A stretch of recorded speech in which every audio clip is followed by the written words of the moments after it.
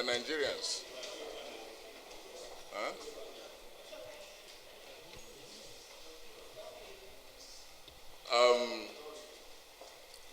It is always my pleasure to have you here at the national headquarters of the Department of State Services.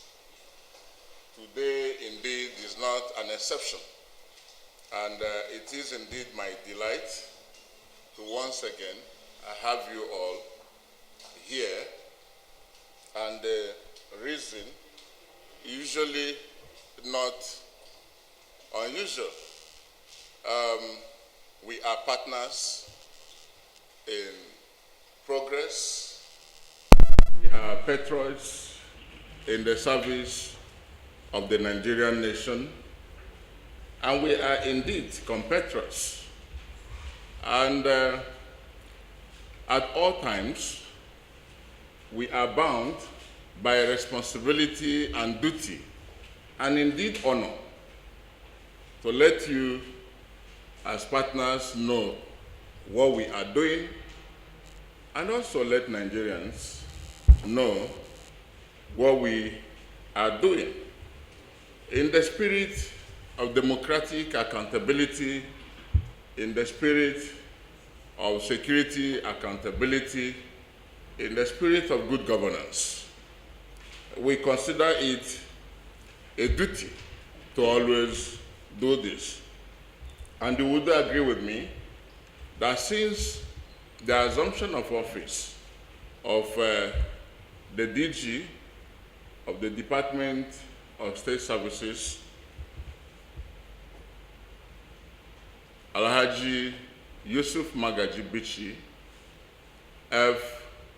FWC, his emphasis has always been on the principles and doctrines of rule of law, respect for human rights, and indeed security accountability. You may not know, and I have to tell you, that when he assumed office, there were issues of people who were held on suspicion of commission of crimes like terrorism, arms trafficking, kidnapping, and other serious infringements of the law. But the DG, on assumption, said, review every detail of every case, and those who need to be freed, free them through administrative bail. Those that needed to be taken to the courts, do those or do that. And people were let off through these due processes of either charging them to court or granting them administrative bail. And you may be surprised to know that even with such gesture, some of them even went to court to pursue some claims against the service. Why are we saying this? It is for us to understand the context in which this DG has operated and has continued to operate. And one may even say that rather than appreciating what the service is doing, rather than commending us for being on the fire lines, for sacrificing our lives, for protecting Nigeria, for keeping awake when others are asleep, we receive bashings from all corners. We receive condemnations, criticisms, but then we are not averse to criticisms. We are not averse to diverse opinions. We are not against citizens' expression of their opinions. After all, we work and serve them. But then, sometimes the activities of people who engage in these are more of people who act out of ignorance, people who don't even understand what we do and the nature and operations of an intelligence organization. World over, the practice is the same. Nigeria cannot be different. And there is even a duty that we owe Nigeria. The Constitution of Nigeria says that the unity of Nigeria, the entity of Nigeria, is indissoluble, is indivisible. And we as an organization have been charged to detect and prevent crimes and threats against the internal security of Nigeria. What does that suggest? It suggests a commitment, it suggests a sense of duty, it suggests a high discharge of responsibility that we, as patriots, as compatriots, as guardians of the state, protectors of citizens and Nigerians, we must at all times discharge the duty without fear or any iota of doubt. Whether we will continue to discharge these duties, yes, we would. Whether we will be determined to perform our mandate, yes, we should. And whether we must do what is expected of us as a responsible organization, we will always do that. We have continued to support Nigeria, and we will continue to do that. We have also continued to support democratic institutions for stability, for unity, for harmony.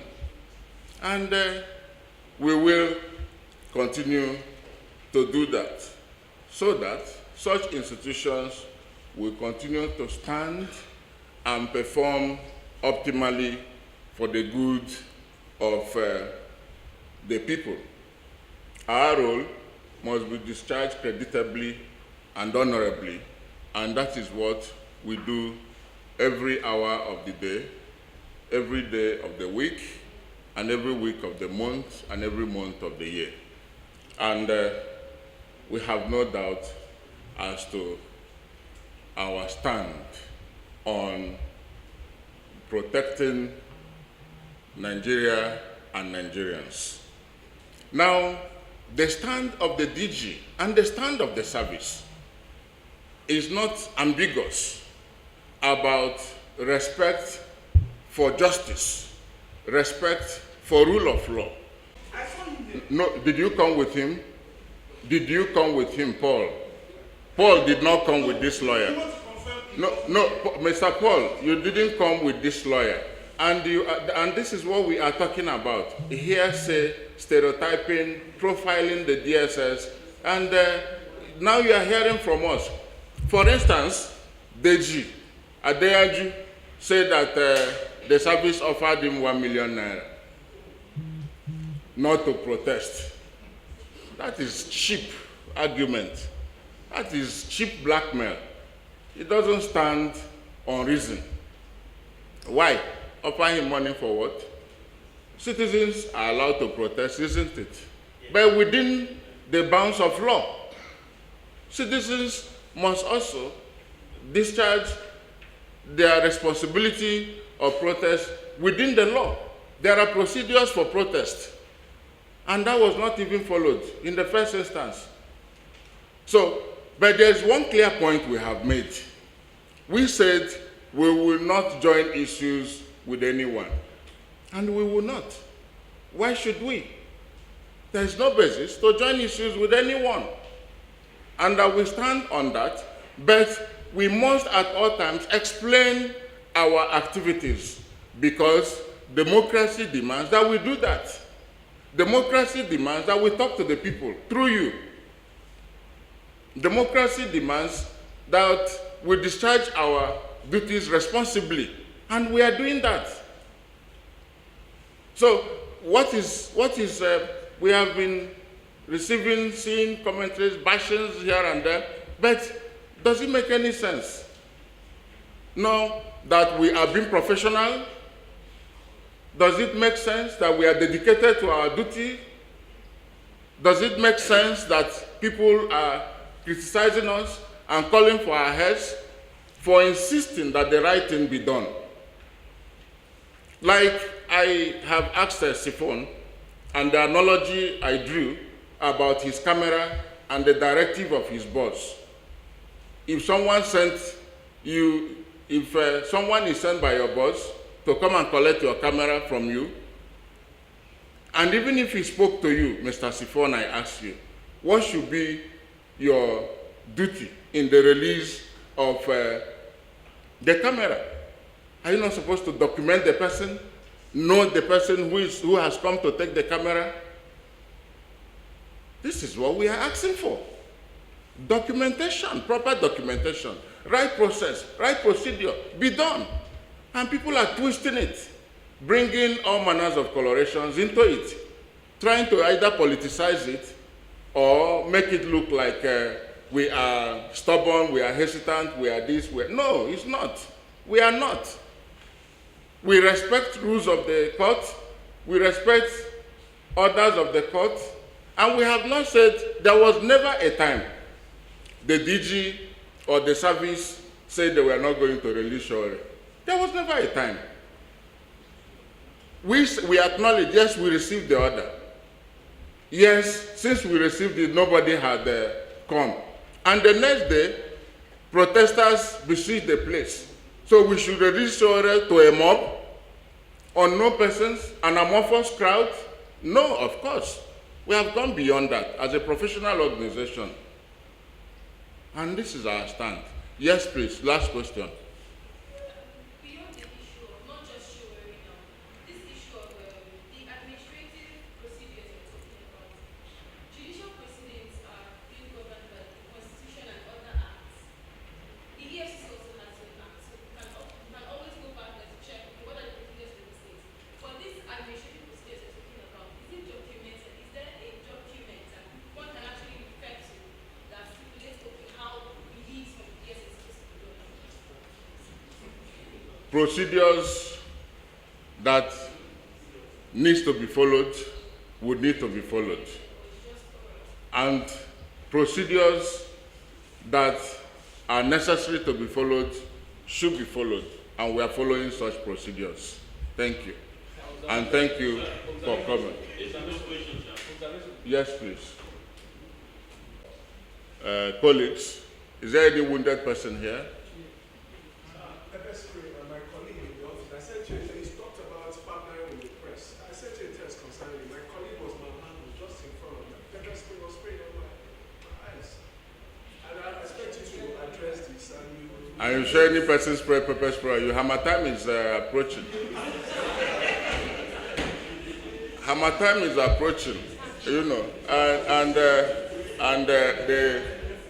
the weather can be harsh and hazy.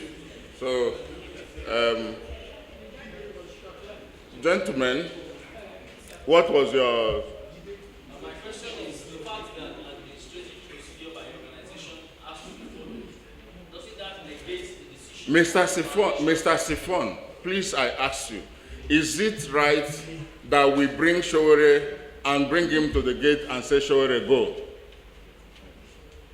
If you are a reporter and your chairman has asked somebody to go and take camera from you, it is an order of your chairman, and he came to your office to take the camera, what procedures would you take?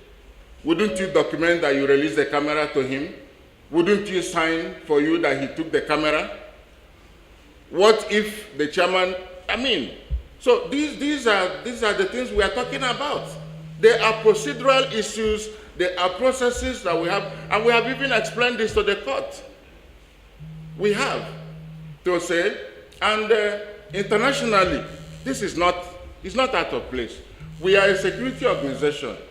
We are a responsible one for that matter.